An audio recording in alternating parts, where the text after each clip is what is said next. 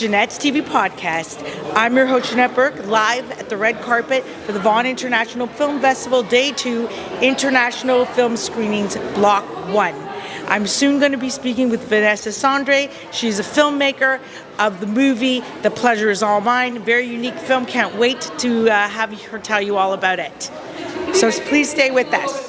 And I'm standing here with Vanessa Sandre, who is the filmmaker of The Pleasure Is All Mine. Oh, yes, it is. Now, I love the concept of this film. Please tell us what the film is about a little bit. Okay, it's a fictional short, and the story is about Amelia, an elderly woman. She's 76 years old, and she finds out that she never had an orgasm. So she starts the journey to find her own pleasure. And I think it's amazing that you made this movie, because I think too many women between 18 to 80 have not ever had that joy. And so first of all, what made you want to make this film? Okay, it's a long story, I'll try to be short. Okay. So I was studying during my master's the representation of women in film, in mainstream film.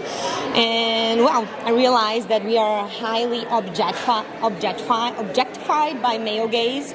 And then I was trying to kind of make a statement and teach us this film, like how we portrayed female sexuality by a female point of view.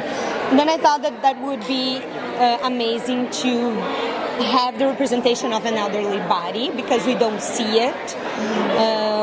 It's kind of like the sexuality is just owned by younger people, and we are human beings. We're sexual until the end while we are alive, right? Yes, it's very. It's great that you bring this point up, okay? Because we don't want to think of older people as being sexual, yet many of them are. And they were in their past, and it doesn't stop when they go into the nursing home or the old age home, right? Or the retirement home.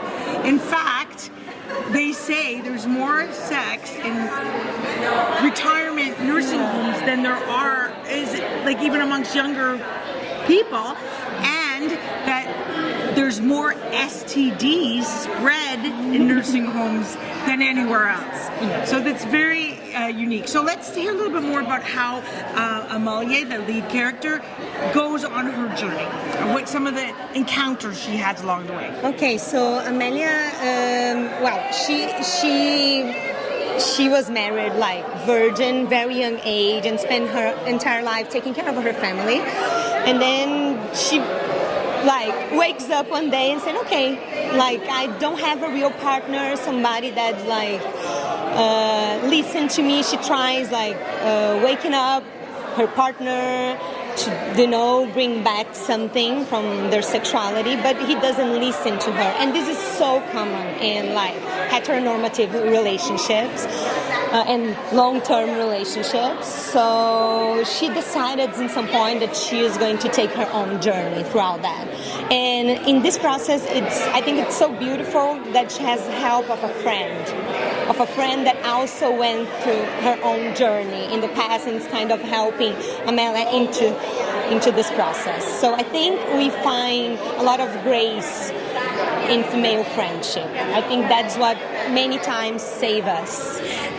So nice to see you again, Vanessa, here at the Vaughan International Film Festival on the red carpet at the awards night now. And of course, the film was fantastic. Remind me again the title. It's The Pleasure Is All Mine. The Pleasure Is All Mine. Now, it was fabulous. I did watch that film. And I know we talked to you before, but I want to ask you some things we didn't get to talk about last interview, which is, how were you able to select Amelia, the character, the actress? What was the process? I think I asked you that after your... I asked you what some of the challenges were, but how were you able to select her? Yes, I knew her, have been worked with her. I filmed this film in south of Brazil, so we're not big city, so we don't have so many people like São Paulo or Rio. And we don't have many elderly actors, right? So I kind of, in some way, I think I wrote the character for her.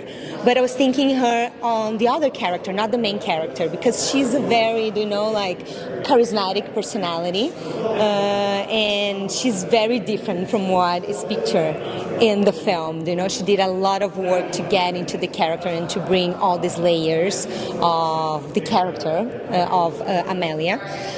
So yes, I knew her and I invited her to make a test, and she just loved the character right away. She was very brave. I mean, she was naked on camera. Yes. And she was fully exposed, and she also, has to do certain scenes that are, helping her to have an orgasm. I don't want to get too graphic, but you know what I'm saying, right? Yes. That's not easy to do. It's not easy, but do you know what she told me? That she didn't have that many opportunities to play great characters anymore in her age. So she embraced that opportunity, and I think was very brave of her.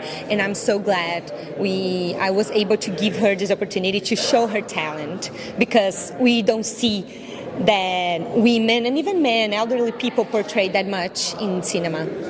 It's sad, isn't it?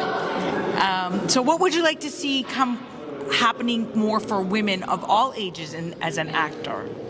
Okay, as an actor or as in the film industry in general? It could be. Okay, because I would like to see more women directing and writing, because I think we need to have this female point of view of telling stories. So I think this way we're going to see women pictured in a real way. And on the screen. So yeah, I hope in the following years to have more opportunities for filmmakers, for female filmmakers. That sounds great.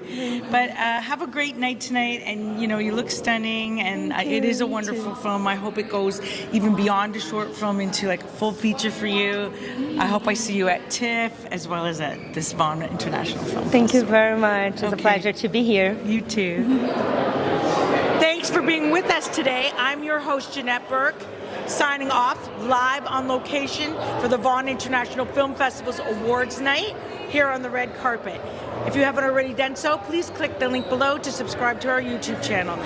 And remember, you can find us everywhere on the TV side: Facebook, LinkedIn, Twitter, Pinterest, Vimeo, YouTube, Instagram, TikTok, Rumble, and that list goes on. On the audio side, or just the podcast side, you can find us on Apple, iHeartRadio, Spotify, Buzzsprout, BuzzFeed, and that list goes on. For a complete list of where to watch and listen to us, please check the link in the show notes below. And remember that you can support us by buying a JTV t-shirt or sweatshirt in your favorite size and color with either the tagline or an inspirational saying made by me and a previous guest in a previous episode. The choice is yours, along with your size and color.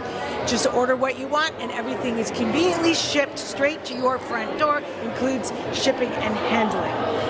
And until next time, continue to be fabulous.